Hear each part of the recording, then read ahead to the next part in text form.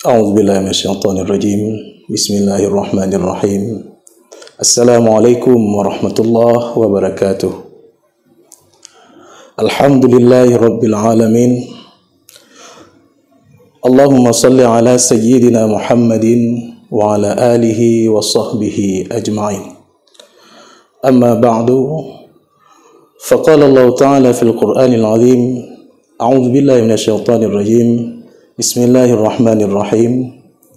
Ya ayyuhalladzina amanu kutiba alaikumus siyam kama kutiba alal ladzina min qablikum la'allakum tattaqun. Shadaqallahul azim. Puji syukur kepada Allah Azza wa Jalla yang melimpahkan rahmat, nikmat, karunia bagi kita semua. Dan Allah ciptakan manusia fi ahsani taqwim, sebagus-bagus bentuk. Dan Allah jadikan sebuah bulan yang mana pada bulan itu Allah tutup semua pintu neraka dan Allah buka semua pintu surga dan Allah terima semua doa dan Allah berikan rahmat dan Allah berikan ampunan, yaitu bulan suci Ramadan yang kita muliakan ini.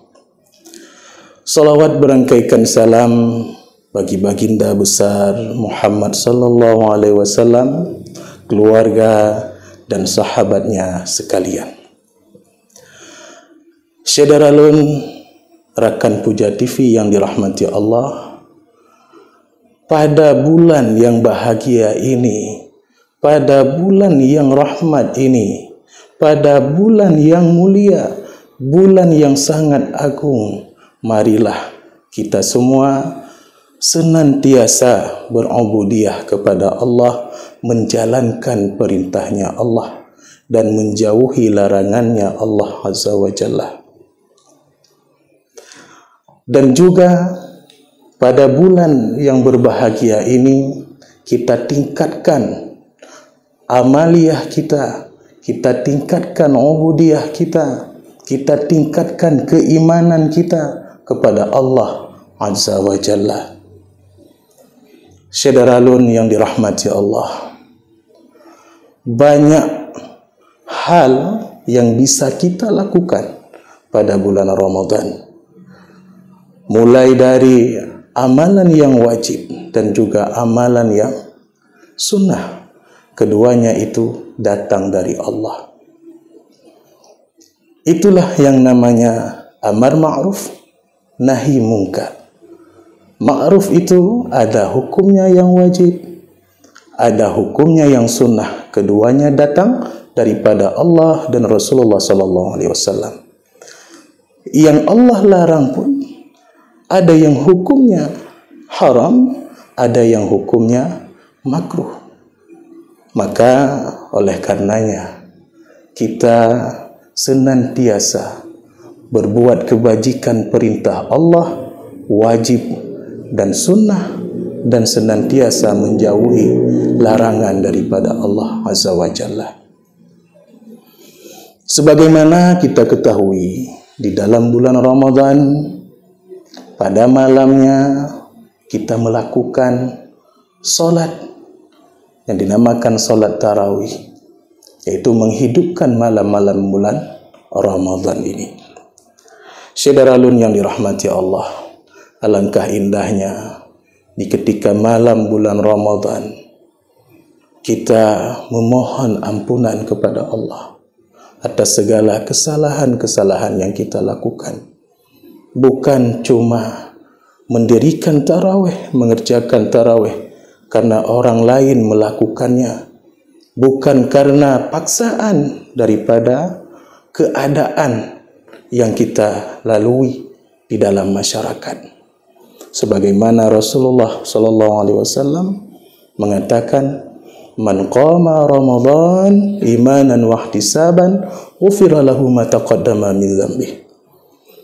Siapa yang mendirikan Ramadan, artinya menghidupkan malam-malam pada bulan Ramadan, imanan, karena iman, karena keyakinan kepada Allah, bukan paksaan, daripada keadaan, dan juga ikhtisaban, ikhlas hanya mencari ridha daripada Allah, itu akan mendapatkan ampunan daripada Allah atas segala dosa-dosa yang telah kita kerjakan. Indahnya bulan Ramadan ini, agungnya bulan Ramadan ini. 10 yang pertama Allah limpahkan rahmat. 10 pertengahan Allah ampunkan segala dosa kita. 10 yang terakhir selamat daripada api neraka. Maka pergunakanlah waktu, momen di bulan Ramadan ini sebaik mungkin. Jadilah kita itu sebagai hamba Allah yang senantiasa dekat dengan Allah. Jangan kita menjadi orang-orang ataupun manusia yang dibenci oleh Allah Azza wa Jalla. Syederalun yang dirahmati Allah, salah satu orang yang dibenci oleh Allah adalah orang yang menyekutukannya Allah, orang yang menduakan Allah. Menduakan Allah itu ada secara zahiriah, ada menduakan Allah itu secara batiniah. Maka dikatakan syirik itu ada 2. Ada syirik itu jali, ada syirik itu yang khafi. Contoh syirik jali itu seperti menyembah batu, menyembah kayu, menyembah hantu dan lain sebagainya. Itu syirik yang jali. Termasuk orang-orang yang percaya kepada jin, orang-orang yang percaya kepada perkataan-perkataan syaitan. Syirik yang khafi, yang tersembunyi di dalam kalbu, itu juga berbahaya dan Allah membencinya. Asy-Syaikh Imam Asy-Sya'rani di dalam kitab-kitabnya mengatakan salah satu syirik yang khafi itu adalah riya. Riya itu memperlihatkan apa yang kita lakukan, baik itu ibadah dan lainnya. Seperti umpama contohnya adalah kita mengerjakan salat tarawih supaya dilihat oleh hamba-hamba Allah yang lain. Itu adalah sifat riya yang ada di dalam kalbu kita. Maka oleh karenanya perlu kita mengetahui ilmu tentang menghilangkan rasa riya, kibrun, merasa tinggi dan merasa kita hebat.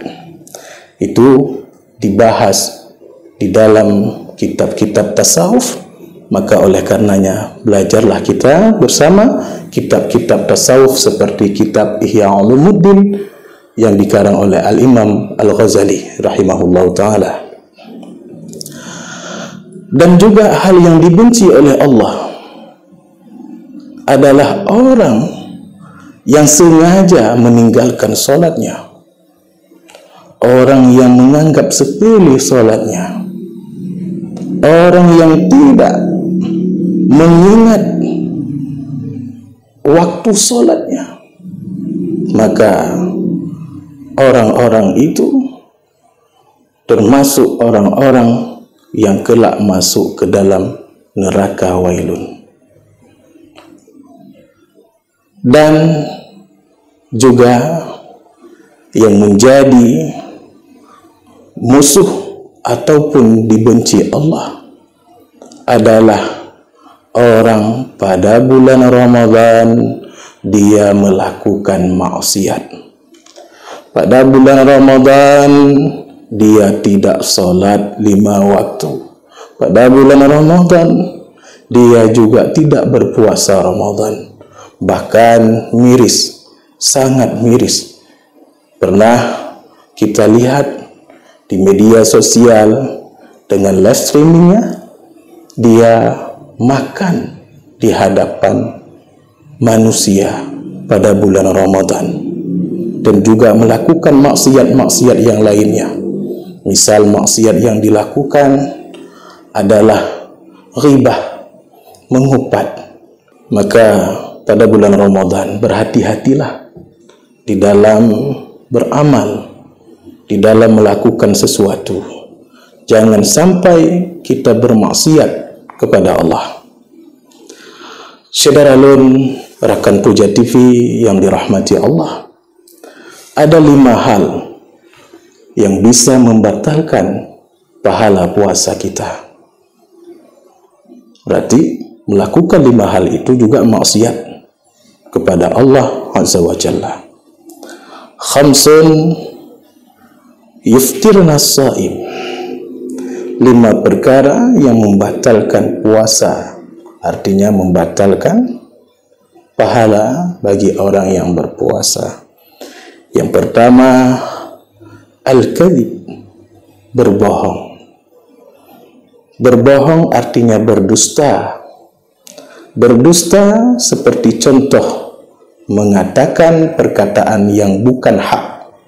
Misal, kita memuji seorang hamba Allah dengan mengatakan si A itu bagus, namun di dalam kalbu kita menganggap dia itu tidak bagus.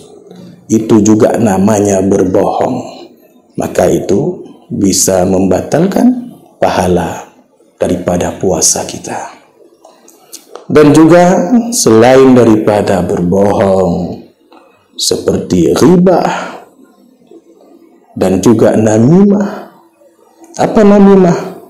Namimah itu mengadu-ngadu hamba Allah. Misal contoh, membawa perkataan daripada si A kepada si B, membawa perkataan si B kepada si A, supaya si A dan si B itu bertengkar dan saling membenci. Itu adalah perbuatan yang tidak bagus. Itu membatalkan pahala daripada puasa kita. Maka melakukan itu kita sia-sia pada bulan Ramadan ini.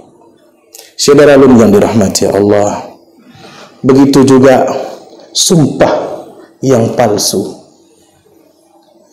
sumpah yang tidak benar, seperti kita tidak melihat, kita mengatakan melihat, ataupun lain sebagainya.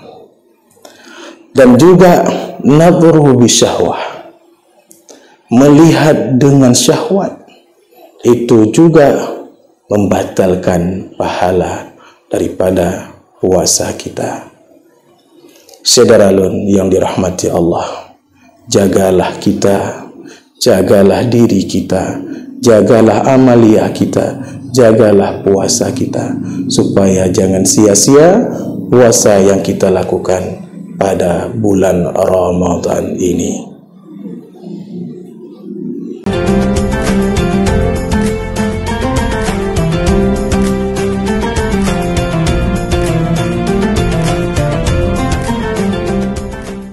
Rakan Puja TV yang dirahmati Allah, makanya di dalam kitab-kitab tasawuf disebutkan ada 3 tingkatan orang yang berpuasa.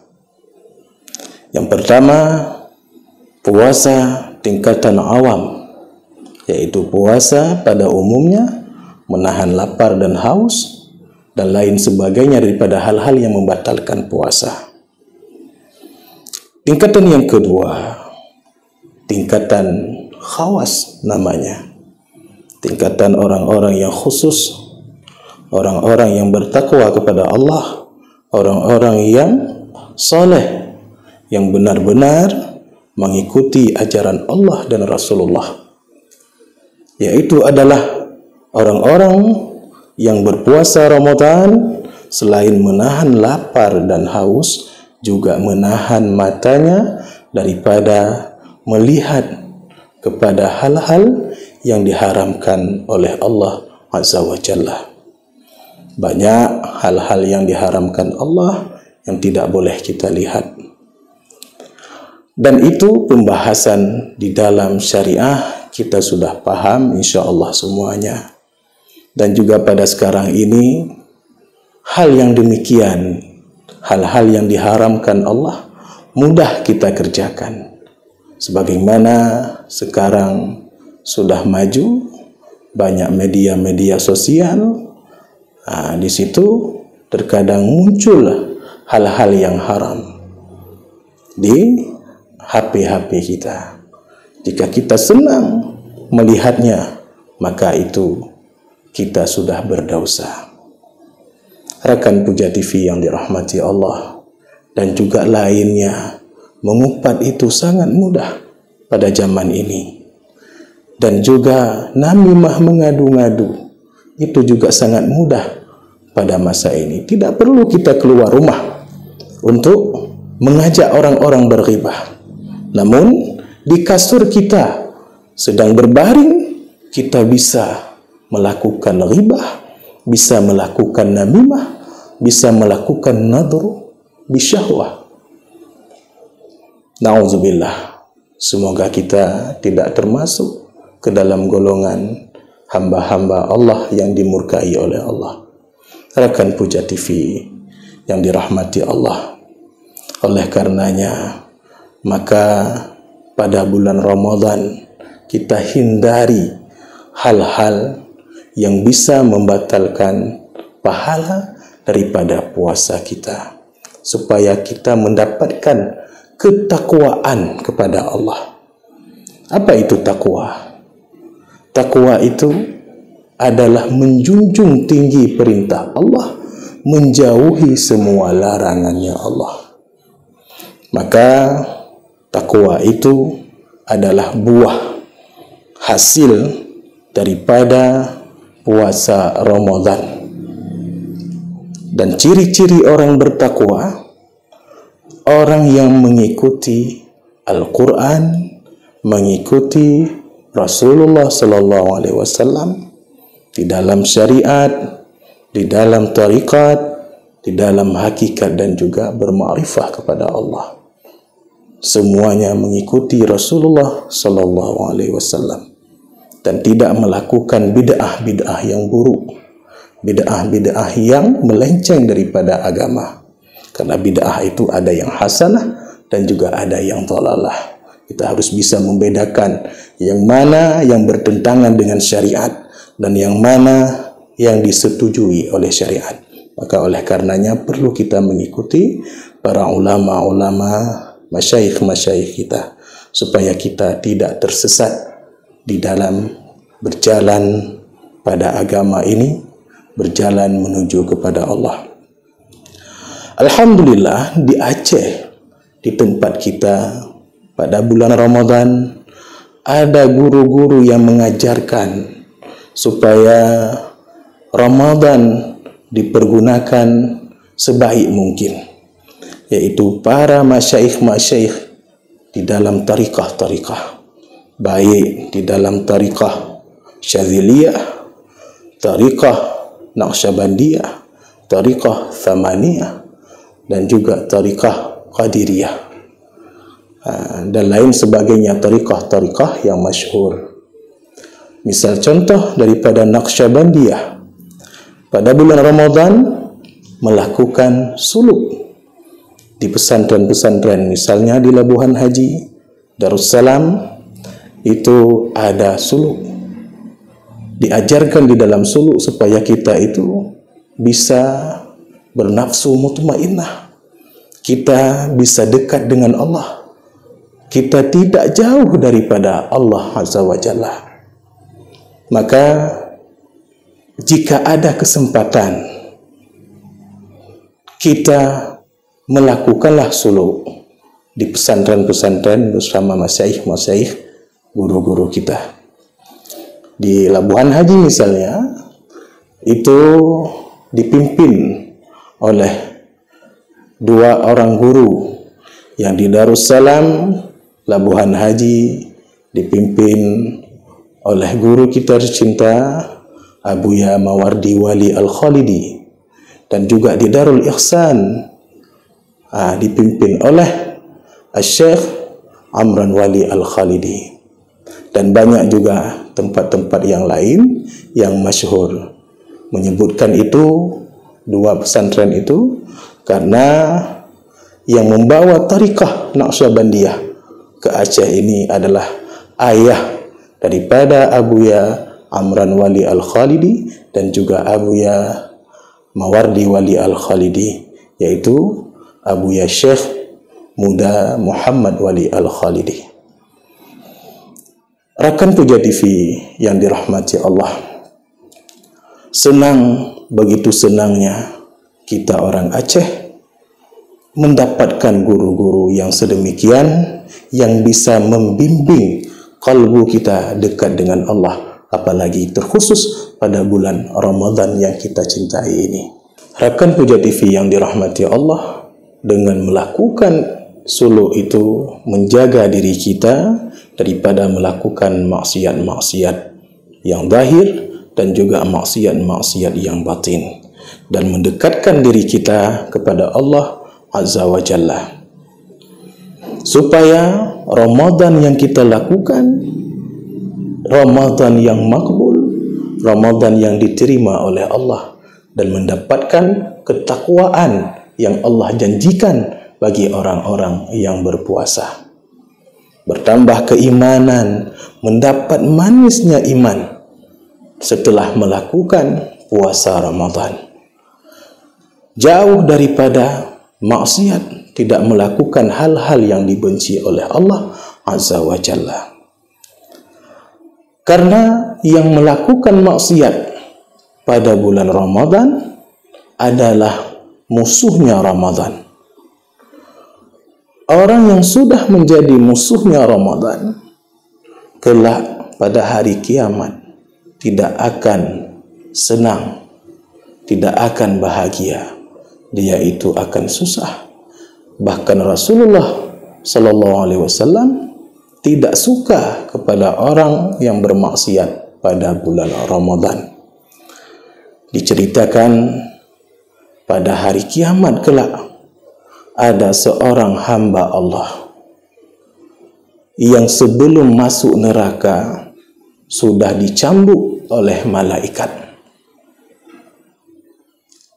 Berjumpa dengan Rasulullah, beliau menarik, berpegang pada jubahnya Rasulullah, meminta syafaat kepada Rasulullah Sallallahu Alaihi Wasallam, sehingga Rasulullah ingin memberi syafaat kepada hamba Allah itu. Namun malaikat mengatakan yang bahwa si hamba itu adalah orang yang bermaksiat pada bulan Ramadan. Lantas Rasulullah Sallallahu Alaihi Wasallam mengatakan, ana bariun mimman khasmahu Ramadan. Aku berlepas diri daripada orang yang menjadi musuhnya Ramadan, tidak bisa mensyafaati hamba yang menjadi musuhnya Ramadan. Walaupun pada bulan-bulan yang lainnya, misalnya pada bulan Maulid, kita senantiasa melakukan maulidan, kita senantiasa bersalawat kepada Rasul, mengharap syafaatnya Rasul. Jika kita meninggalkan perintah-perintah Allah dan perintah Rasul, akankah kita mendapatkan syafaat Rasul? Tidak. Bahkan sebaliknya, kita dibenci oleh Rasulullah. Kita memuja Rasulullah, namun kita tidak mengikuti Rasulullah. Kita mengagung-agungkan Rasulullah, namun kita menjadi seterunya agama, perusaknya agama yang dibawa oleh Rasulullah. Semisal contoh, hamba-hamba yang tidak salat 5 waktu, orang yang merobohkan agama yang sudah dibangun oleh Allah dan Rasulullah Sallallahu Alaihi Wasallam.